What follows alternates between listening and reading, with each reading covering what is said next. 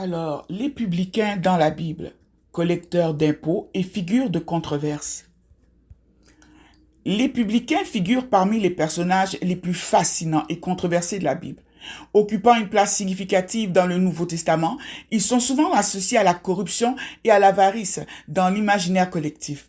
Pourtant, une compréhension approfondie de leur rôle et de leur époque révèle une dimension plus complexe de ces personnages. Et c'est ce que nous allons découvrir ensemble aujourd'hui. Alors, le terme publicain vient du latin publicanus, signifiant collecteur d'impôts. Dans l'Empire romain, les publicains étaient des entrepreneurs laïcs qui remportaient des marchés publics pour collecter les taxes et les impôts dans les provinces. Donc, les taxes, et les impôts étaient collectés auprès des Juifs par des Juifs, mais des Juifs qui étaient des entrepreneurs. Et ça me fait penser au système de recouvrement. Vous savez, quand vous devez une dette, et puis que là, la personne à qui vous devez la dette va appeler une compagnie de recouvrement, et cette compagnie va vous mettre de la pression pour que vous payiez, et eux, ils vont encaisser la différence. Donc, tu peux devoir, par exemple, $150 pour ton téléphone, n'est-ce pas? Mais ils vont te dire que toi, tu dois payer 450 parce qu'il y a 300 qui va rentrer dans leur poche. Toi, tu vas te dire, quoi, je devais 450, je savais pas. Mais en réalité, non, tu ne devais que 150. Ils remettront le 150 qui est dû à la personne, au fournisseur de téléphone, et ils garderont la différence dans leur poche. Donc, c'est une autre façon de voir un peu quel était leur rôle. Il faut savoir que cette activité, bien que lucrative, les plaçait souvent en position de mépris auprès des populations locales, notamment les Juifs de Judée et de Galilée, qui voyaient en eux des traîtres.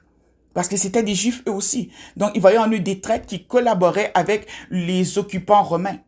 Car rappelez-vous qu'ils étaient sous occupation romaine.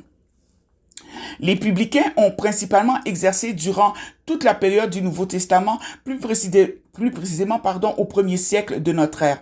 C'était une période marquée par l'occupation romaine de la Judée, et cela impliquait une administration fiscale rigoureuse pour financer l'Empire et ses fonctionnaires. Les publicains étaient donc une composante essentielle de l'appareil d'État romain, servant d'intermédiaire entre le pouvoir impérial et les citoyens ordinaires. Le rôle social des publicains était ambivalent. D'un côté, ils étaient perçus comme des oppresseurs et des collaborateurs avec les Romains, exacerbant la lourde charge fiscale imposée par Rome. De l'autre côté, certains parmi eux, à l'instar de Zachée dans le Nouveau Testament, ont montré une capacité à la repentance et au changement de vie. Cette dualité reflète les tensions sociales de l'époque où la préservation de l'ordre romain reposait en partie sur ces collecteurs d'impôts controversés. Plusieurs passages du Nouveau Testament mentionnent les publicains souvent dans un contexte de parabole ou d'interaction avec Jésus. Par exemple, dans Luc au chapitre 19, versets 1 à 10, que je vous invite à lire, raconte l'histoire de Zachée, qui lui était un publicain qui cherchait à voir Jésus. Il finit par l'accueillir chez lui et il s'est repenti de ses péchés en promettant de rendre 4 fois ce qu'il avait extorqué. Donc, cette histoire, ainsi que d'autres mentionnées qui parlent des publicains, soulignent le message de grâce et de rédemption qui est présent dans le christianisme et que Jésus est venu apporter. Même pour ceux qui sont considérés des marginaux, qui sont considérés comme des voleurs, qui sont considérés comme des gens irrécupérables, des gens pas fiables, le Seigneur a montré qu'il était capable de sauver toute personne qui voulait l'accepter et lui ouvrir son cœur. Donc, les publicains sont mentionnés 21 fois dans le Nouveau Testament. Et je vous laisse comme référence Matthieu chapitre 9, verset 9 et Luc chapitre 5, verset 30. Alors, des points à noter. D'abord, les publicains, comme je dis et je me répète, ce sont des Juifs. Ce sont des Juifs, un peu comme des chasseurs de tête, voyez-vous, qui va récupérer l'argent et qui s'en met plein les poches. Ils aimaient beaucoup l'argent. Et ils avaient l'amour des gains injustes, alors que Dieu n'aime pas la balance fausse. Donc, Ils servaient l'État romain contre leurs propres frères. Amen. Deuxièmement, les publicains, c'est eux qui cultivaient les impôts païens aux mains des étrangers. Et ils exigeaient de leurs frères, avec beaucoup de cruauté, de mensonges et d'extorsion, l'argent qui devait être payé. Et même bien au-delà, parce qu'ils mettaient la différence dans leur poche, je vous le rappelle. Un autre point, ils sont comparés aux païens. On les considérait carrément comme des païens, comme ne faisant même pas partie du peuple juif, parce que tellement ce qu'ils faisaient était dégoûtant, quoi. Voler ton propre peuple, pardon. Ils étaient considérés comme des voleurs par les Juifs. Des voleurs. Mais en réalité, c'était des gens très riches. Pour être publicain, on ne naissait pas publicain et on n'étudiait pas pour devenir publicain. Ce n'était pas comme ça que ça fonctionnait. Le titre de publicain devait se mériter. Donc, je vais vous faire un petit résumé. Qu'est-ce que je veux dire par là? Nous allons parler un petit peu de l'ordre équestre. L'ordre équestre, comme ceux qui font du cheval. Donc, l'ordre équestre, c'est un groupe de personnes qui s'appelait comme ça, qu'on retrouvait sous Auguste et Tibère. Et Auguste a mis sur pied l'ordre équestre qui était une classe sociale de chevaliers et il était composé en majeure partie des membres de l'aristocratie financière, donc les publicains qui géraient fermement les impôts, entre autres. Donc, la façon que ça se déroulait pour que les entrepreneurs puissent participer ou gagner le droit de récolter les impôts, donc de s'en mettre plein les poches, c'est que d'abord, il fallait avoir une fortune d'un minimum de 400 000 sesterces, qui équivaut à 275 ans de salaire d'un ouvrier moyen. 400 000 sesterces, qui équivalait à 275 ans de salaire d'un ouvrier moyen. Donc, pour devenir publicain, il fallait te lever vraiment de bonne heure. Ensuite, ce groupe-là, l'ordre équestre, eh bien, c'est un club qui était considéré comme un club d'élite. Donc, il n'y avait pas de place là-bas pour les pauvres. Zéro pauvre. Le titre de publicain était renouvelable chaque 5 ans. Donc, tu n'étais pas publicain à vie. Si dans 5 ans, là, tu étais devenu pauvre puis que tu n'avais même plus 400 000 sesterces, impossible pour toi d'être publicain à nouveau.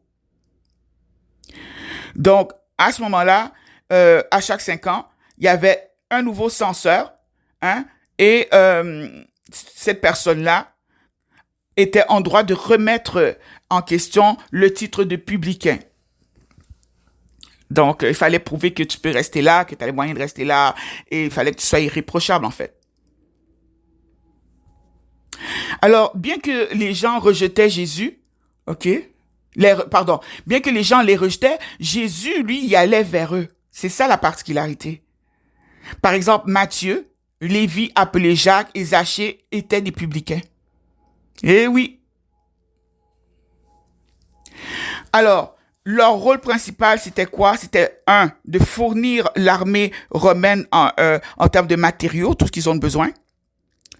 Deuxièmement, ils devaient gérer et ils devaient récolter les impôts. Quand je parle en termes de matériaux, c'est parce que rappelez-vous que c'est des entrepreneurs. Et troisièmement, ils avaient le rôle de superviser les projets de construction publique.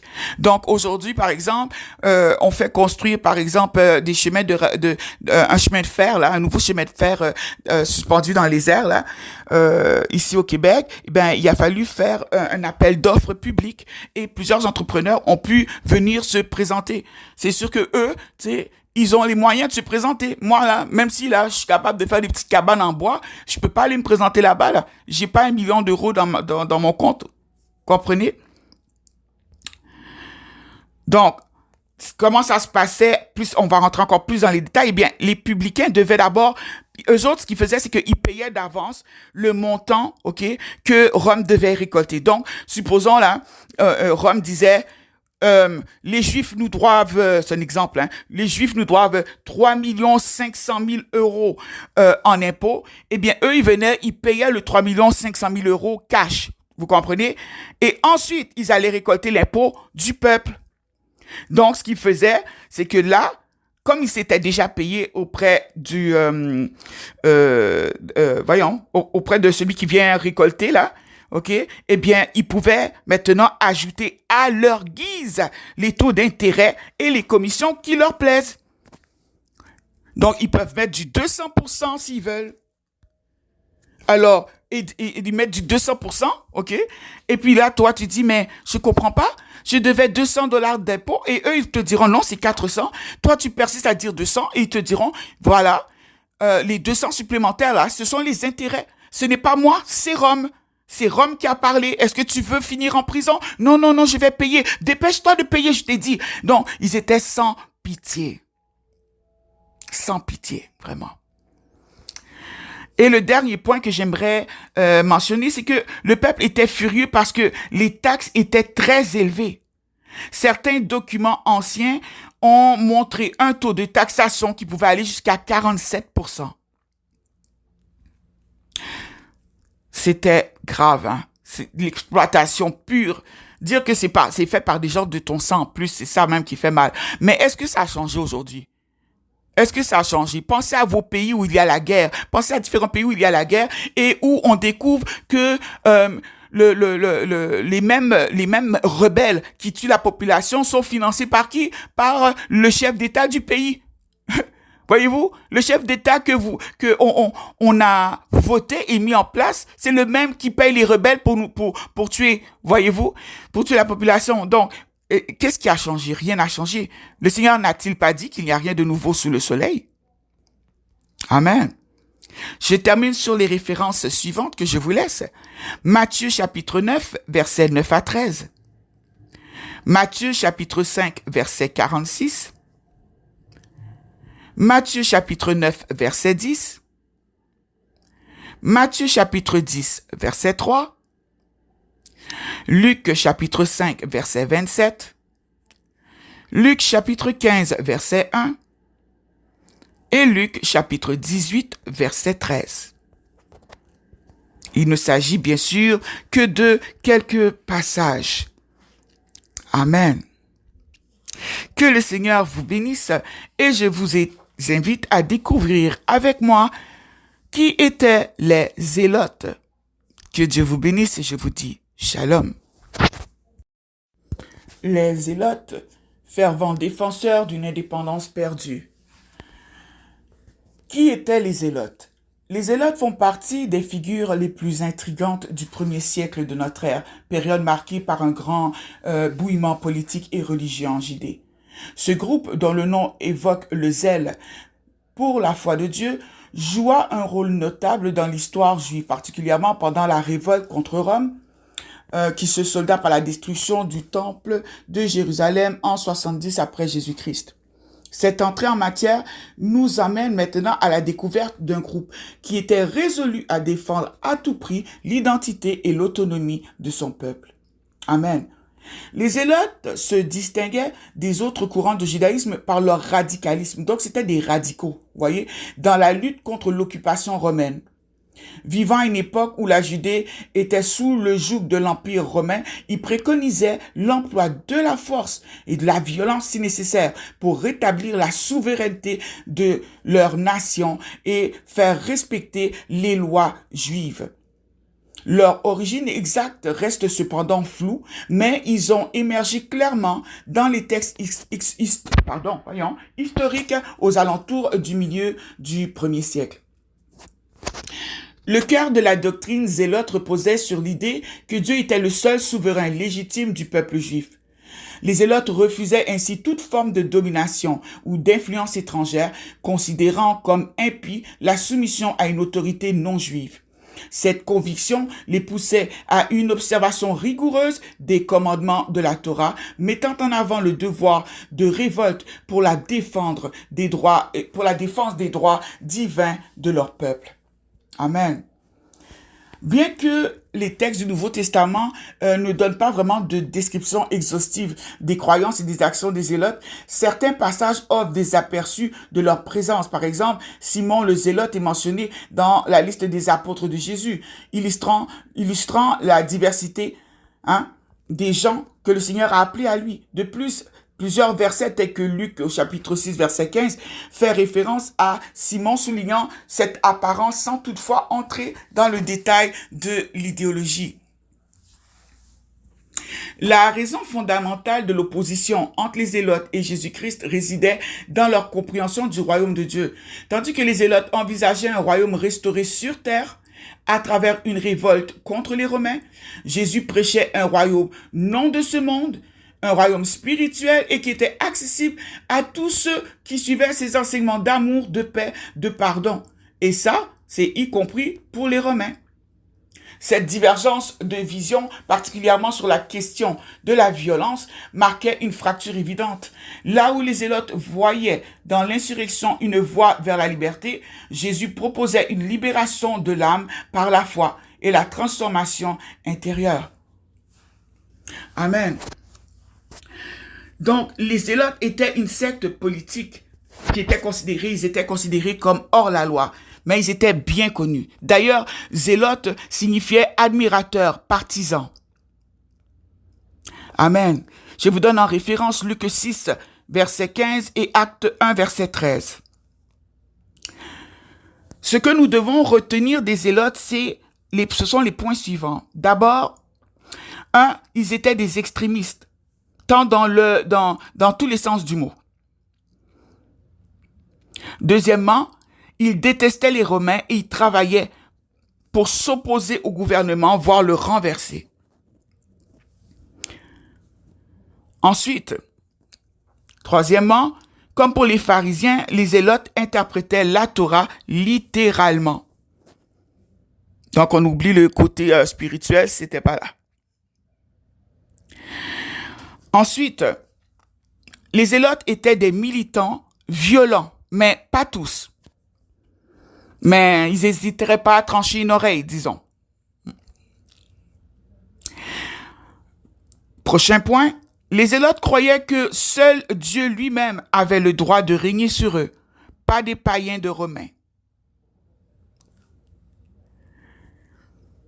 Un autre point, les zélotes assassinaient des soldats romains, des dirigeants politiques et tous ceux qui s'opposaient à eux ou à leur idéologie. Alors, dans les lectures que j'ai faites, on raconte que ils se cachaient parmi la foule, et puis par exemple, ils se mettent derrière un soldat, voyez-vous, mais pendant que, par exemple, il y a un défilé, et puis ils poignardaient un seul coup de couteau, là. Ils te poignardent de façon à ce que tu ne puisses pas t'en remettre. Et c'était fait discrètement, rapidement, si bien qu'on les attrapait pas forcément. Il y avait beaucoup de gens autour. Une autre chose, les zélotes étaient convaincus d'accomplir l'œuvre de Dieu en assassinant leurs opposants. Ils étaient convaincus qu'ils accomplissaient l'œuvre de Dieu. Aujourd'hui, on sait que c'est clairement pas ça qu'il faut faire. Amen. Les zélotes souvent portaient de longs manteaux munis de poignards dissimulés et ils tuaient les Romains, comme je vous ai dit, lorsqu'ils se trouvaient dans un lieu bondé. Les zélotes étaient des gens passionnés, prêts à se sacrifier sans problème. Ensuite, les zélotes espéraient un Messie qui les conduirait à renverser Rome et à instaurer le royaume d'Israël, mais sur la terre. Donc, quand Jésus est venu leur dire que c'est pas sur la terre que ça va se faire, vous pouvez imaginer un peu, Alors, parmi les actions que les zélotes ont posées, eh bien, ils se livrèrent à des guérillas, Ils ont pillé, ils ont monté en Galilée pour se cacher après. Ils brûlaient des maisons, ils pillaient. Ça leur est arrivé aussi de tuer leur propre compagnon lorsqu'ils soupçonnaient que ce compagnon était de mèche avec Rome.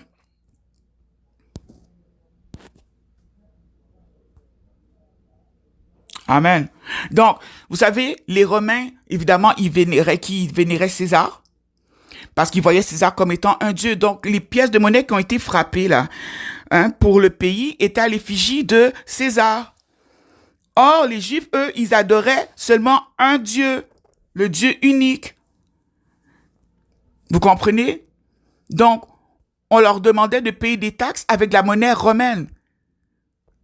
Et les Juifs considéraient ces pièces-là comme des sacrilèges, un affront à la tradition d'adoration d'un Dieu unique. Vous comprenez? Parce que eux, ils sont monothéistes. C'est la raison pour laquelle on a posé au Seigneur la question. Le Seigneur a dit, rends à César ce qui est à César et à Dieu ce qui est à Dieu. Donc, même si les Juifs disaient, non, vous prenez César pour Dieu, mais il y a seulement un seul Dieu. Jésus, lui, il a carrément fait savoir que je m'en fous de César. Paye à César ce que tu lui dois, parce que de toute façon, moi, je suis Dieu.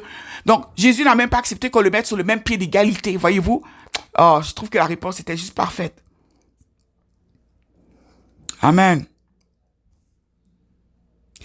Alors, d'où viennent les zélotes? Eh bien, le mouvement aurait été lancé par un certain Judas. Un certain Judas.